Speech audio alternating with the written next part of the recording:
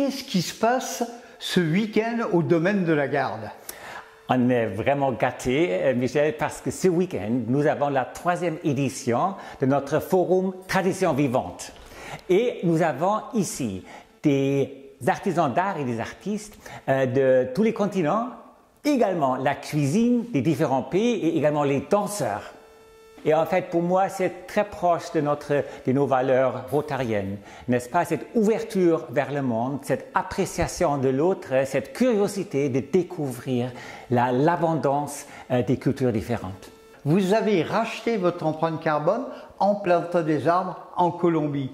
Avec nos valeurs rotariennes, je trouve qu'on ne peut pas être autre que faire la pleine compensation de nos émissions CO2. N'est-ce pas? De toute manière, ça va venir. Est-ce que nous voulons être derrière la vague, de traîner, ou est-ce que comme Rotariens, nous assumons, nous entrons dans l'action? Et c'est ça notre choix au Club Bourg-Brou. Et alors, nous avons fait tout le travail. On a d'abord estimé notre empreinte carbone.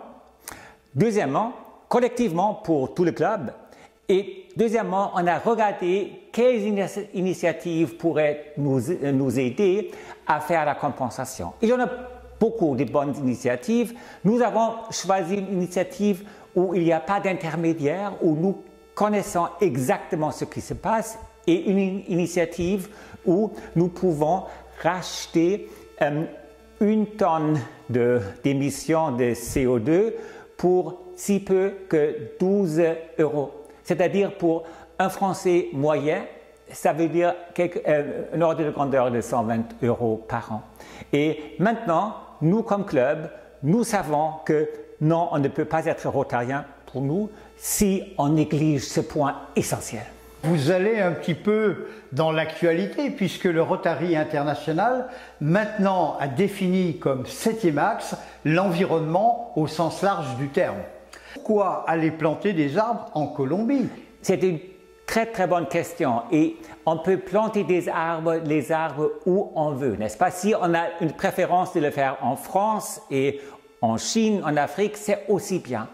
Pour nous, nous avons choisi cette initiative plantée parce que ce n'est pas uniquement des arbres, mais c'est en même temps, la biodiversité qui est agrandie, c'est la réduction de la pauvreté, ce sont les contributions sociales et économiques. Oui, et à l'endroit des petits paysans. Exact, voilà. Et c'est là où on a dit pour nous, ça c'est une bonne solution. Mais alors, je ne dis pas du tout qu'il faut tous aller là-bas. Il y a certes, et on va proposer également d'autres solutions.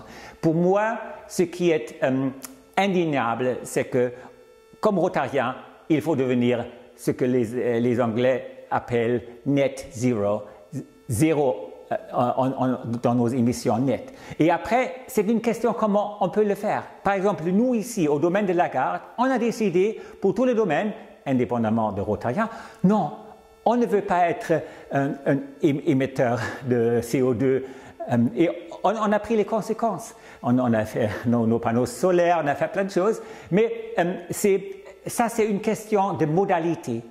Et personnellement, je suis convaincu que notre choix est un bon choix, mais ce n'est pas la seule choix. Il y a plein d'autres bons choix.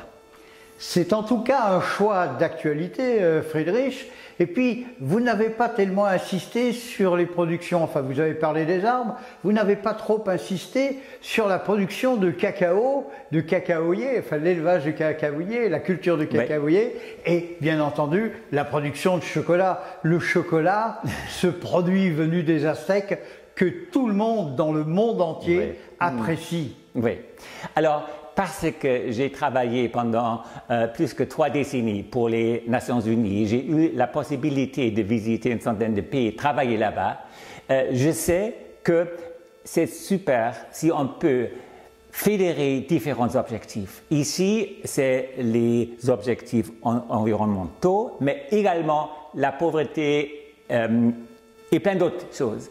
Et pour moi, je suis très heureux d'avoir trouvé une initiative qui fédère ces différents objectifs et où en même temps, je peux vérifier. Je suis allé moi-même en Colombie, j'ai vérifié, j'ai regardé, j'ai parlé avec les paysans et je me suis assuré que tout ça, c'est solide, c'est robuste.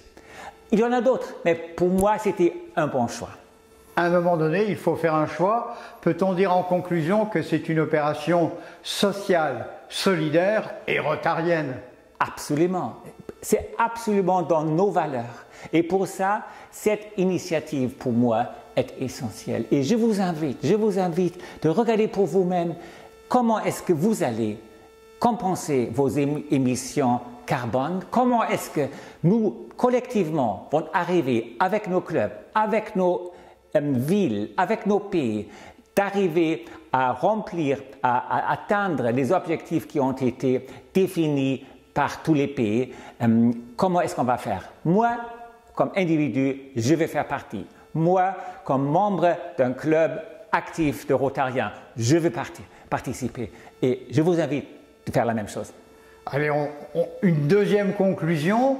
J'ai l'impression que vous avez envie de distiller votre projet à d'autres districts rotariens et puis peut-être même à d'autres zones internationales rotariennes, mais pas que rotariennes.